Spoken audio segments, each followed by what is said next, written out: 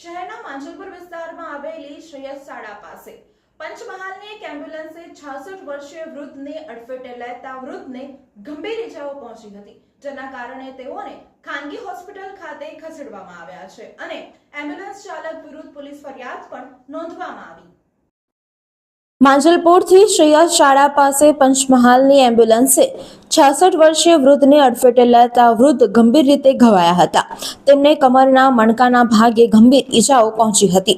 જો કે એમ્બ્યુલન્સ ચાલકે વૃદ્ધને નજીકના ખાનગી હોસ્પિટલમાં પહોંચાડીને જતો રહ્યો હતો, જેથી વૃદ્ધના પુત્રએ માંજલપુર પોલીસ મથકમાં ફરિયાદ નોંધાવી હતી।